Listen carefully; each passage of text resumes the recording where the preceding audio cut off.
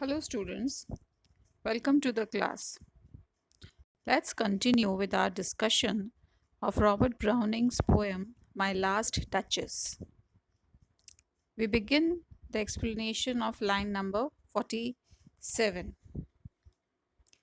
I repeat, the Count your master's known munificence is ample warrant than no just pretence of mine for dowry will be disallowed.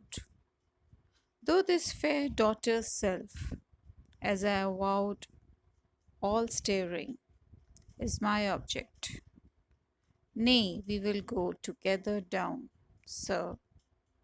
Notice Neptune, though, taming a seahorse, thought a rarity, which claws of Innsbruck cast in bronze for me.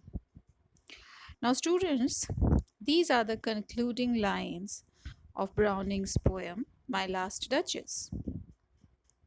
As we have already seen, the Duke of Ferrara disliked his Duchess' generous disposition.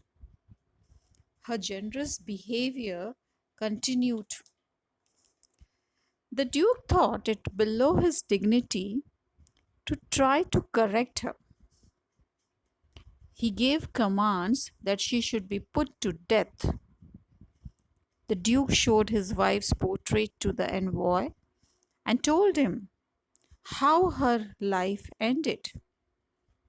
Having very casually disposed of the whole matter of his previous wife's death, the Duke proceeded quickly to the next topic in business, the like fashion.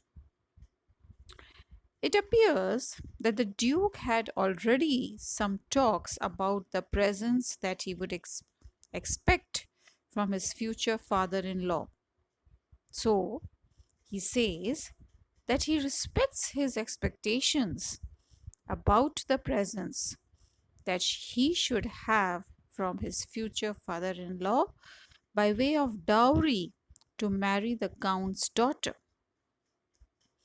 The Duke puts his demand in very cunning terms. The Duke tells the envoy that the reputation which the Count has for splendid generosity is enough guarantee that all his claims regarding dowry will be granted. The Duke further clarifies his remarks lest he should be misunderstood. He tells the envoy that even though his first and foremost attraction is the beautiful daughter of the Count, still he has mentioned about the dowry because he has great faith in the generosity of the Count. While going down, he draws the envoy's attention to a bronze statue of Neptune, the sea god. He tells the envoy that this pose of Neptune taming a seahorse is a rare one. He also informs the envoy that the bronze statue was made for the Duke by Claus of Innsbruck.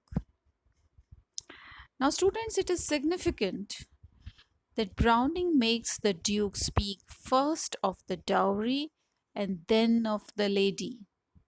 That shows which is more important to him. One is afraid whether the Count's daughter is not going to meet the same fate.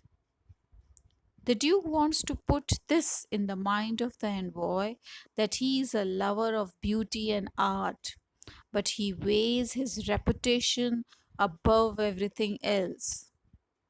That he can put his Duchess to death only because she had excess of humanity which a Duchess should not have possessed.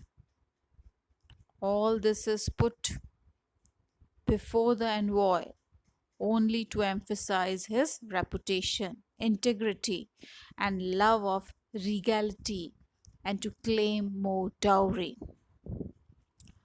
A modern reader may or may not be influenced by the claim, but I am sure that the ambassador must have been highly impressed by the royal fanaticism. Now, with this, we finish Robert Browning's famous poem, My Last Duchess.